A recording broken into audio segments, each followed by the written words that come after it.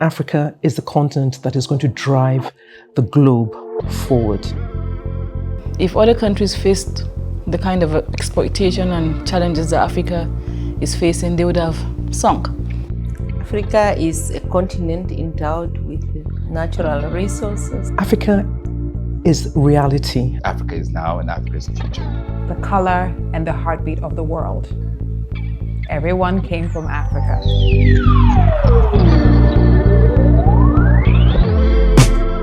But please tell us about your journey to where you're at today. Where did it start, and when did you start to see that the vision for the roles that you're in now and the positions you occupy?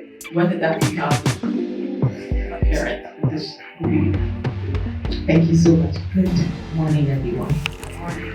So I'll start by first apologizing on behalf of my minister, who had to leave yesterday night to London on an impromptu trip to an event and will have to be heading back again tomorrow. So unfortunately, she couldn't be here.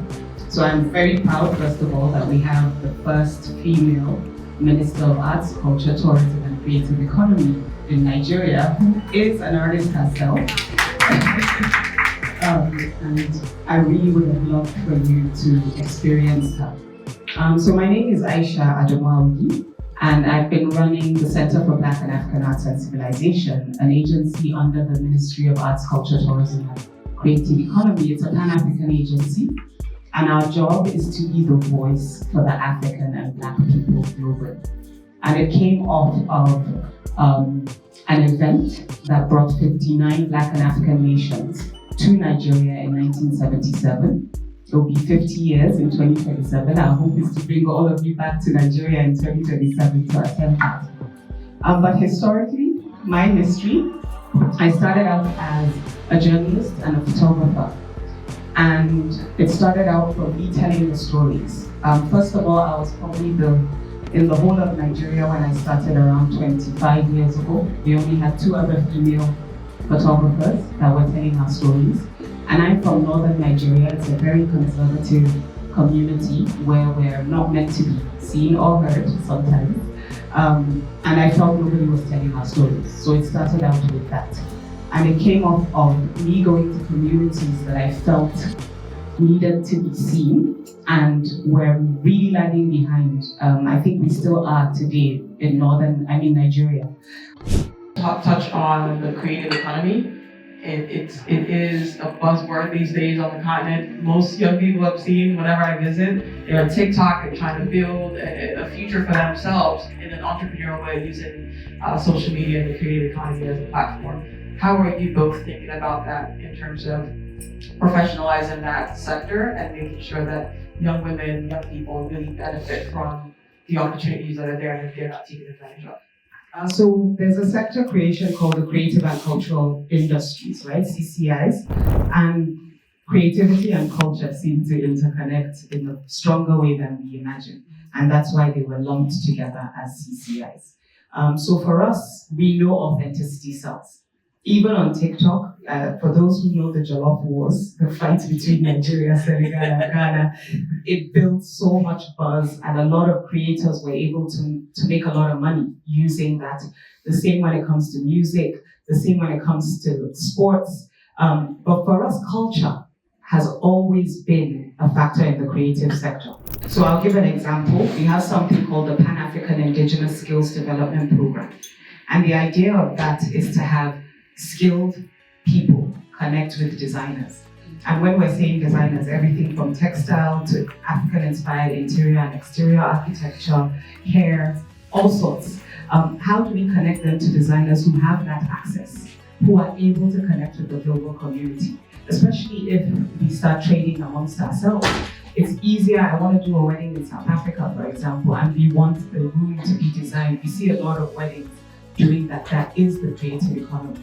So for us, how do we collate as much data as we can of that nano and micro economy, build it up to scale? For those who don't have access, for example, the United Nations Development Program, the UNDP, since we're here at ONGA, we might as well also talk about the United Nations. They have something called HERitage, and we were a part of contributing to having some of the conversations. We are currently implementing that will run up to 2030, and in that is where we have set ourselves a target to build a farm city. You know, Namibia has unique features where the desert meets the ocean, so that gives us a competitive advantage for shooting movies, because we know that Eric Roberts has shot a movie in the Skeleton Coast area. So we have talent, and we are now trying to position Namibia out there to also ensure that we get investors in this orange economy ours. We learn about each other through whether it's our music, our film, our fashion. You get to ask questions when you see someone dressed like this. Where are you from? Like that introduces you sort of to the various communities. And so for us at the center, we're looking at how best we can utilize that. She mentioned the Africa Continental Free Trade Agreement. Nigeria is hosting the IATF, the AFREXIM IATF, in 2027, and we are collaborating with the Ministry of Trade, who is also headed by a woman. So I think when we talk about government will, unfortunately for people who've been elected, we actually failed woefully in the last election with regards to women in elected positions. But this administration, we have a forum for female CEOs in government. We're over 40 and counting now. And that has been a way of, balancing it out, where we have women heading agencies under the ministries. You saw the Minister of Women Affairs here. We have the Minister of State Foreign Affairs as a female. So there are certain positions. The Minister of State in Finance is also female. So we're trying as much as possible to see how we can interconnect these things in a way that Nigeria can still be a leader, even though we failed in the elections. Thank you very much, and thank you very much to the organizers for the opportunity to come and not only share my story, but to spotlight what Namibia is doing in terms of achieving gender parity. Ranking #1 in Africa, and #8 in the global stage. I'm mentioning this to demonstrate that we don't only drive policies, but we walk the talk. And I sit here today testament to the policies that the government has. Right from my early age in terms of education, back then I grew up in an era where STEM subjects, as we know, was only for boys. But because the government back then, just immediately after independence, we gained independence in 1990, started encouraging young girls to take not only participate in school, but STEM seriously. So ensuring that also we provide education to the girls. And that was one of the highlight achievements that the President has mentioned in terms of how Namibia has failed to implement the World Conference of Beijing on Women. So education becomes very important, and that's why I'm here today in the capacity as a minister. The African Union has a roadmap, the Agenda 2063, with all the different aspirations. And we can only achieve it when we invest in the majority of our population. The continent is the youngest continent, boasting a youthful population of over 60%. So if we don't again invest in this majority, what will then become of the continent?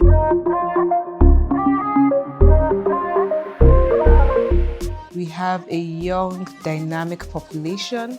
We have a passionate ecosystem. We also have enablers for this ecosystem, LSCTF being one of them. But it's also home to human capital that we can capitalize on. And the reality is a continent of 1.2 billion people, tremendous human capacity, excellent tropical environment, arable land, abundant natural resources, so much burst of creativity and culture. I often say, people say, the youth are the future, except the youth are here, so they're no longer the future, they're leading the everyday, and that's what Africa is doing. Potential holds certain latency, a certain tentative behavior, right? As in, we are a potential means we're going to do something down the road, as opposed to we should be doing it right now because Africa is now and Africa is the future. Right? So we're the only ones that need to know that Africa is not just potential. And so at the end of the day, we just need to believe in the actions of the rest of the world, which is, they're very, very interested in what Africa is and what Africa can offer. And we need to be, think that way as well. African women they tend to have passion for everything that they get involved in. They bring everything to the global table. African women are phenomenal. We are going to bring a lot of contribution. I'm so proud of our women. When I see them, I'm surprised and I'm really proud of women. Our great-grandfathers knew it. Our great-grandmothers knew it. They just didn't have the tools and the resources to do it. And we are the generation that is blessed to understand where to find the tools and the resources. There's no box that they do not tick. The African woman brings value. They bring their dynamic ability to transform lives. African women are just like a lot of other women. Of course, against all odds, there's a lot of cultural disadvantages against our women. And despite it, they thrive. I mean, if you've met an African woman, African women are a powerhouse. Everything they touch essentially turns into gold. In any boardroom, the imprint of an African woman is here. In every marketplace, in every home. I would say resilience. Yes, because even the rural women, you will see them, they are home keepers, they are the breadwinners, and so many things that they do. So I would just say resilience in one word. As the First Lady of Osun State, one of the initiatives that gives me the most joy is the payment of the JAMB for the secondary school children. Some are not privileged to have that money, but I decided that I will support the students in Osun State to enable them do the exam, and most of them passed. My headline would be the great continent.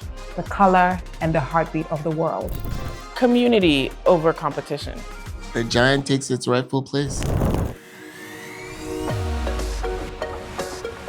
I like what the president said at one event here. If a tree does not have roots, what then happens? So the culture, our culture, is what keeps us rooted. We understand how to function in the most difficult environment and the most difficult space. Incidentally, from Abia State, where I come from, there is this fabric, Akwa-ete, that the women have been, it's been historical, heritage that they have, and they have kept it on for centuries. And at this time, when African also fabrics and fashion is on the world stage, it's getting a lot of interest. In Abia State, we are working to support the women, the weavers, so that they can take the Akwa-ete fabric and make it a global, fabric. Future of Africa is heritage because we are deep in culture. Coming here is exciting. It's also an interesting idea for being able to pull together and recognize the strength of an African woman and recognize the need to have a global conversation about investing in African women. I was invited by African women. So the Heritage Collective is a grouping of beautiful, dynamic women from all over the continent. Each of them possess a certain skill and beauty, and it's just when you look at the group of them, you sort of see the variety and the vast nature of what an African woman is. And I think just seeing the conveners putting this together in this inaugural event is commendable on the sidelines of the UN General Assembly, which typically is a competing week against business forums, policy and diplomacy conversations, but at the same time, these young conveners saying, hey, we've got to project this heritage conversation focused around Africa and sort of convened by a majority of women.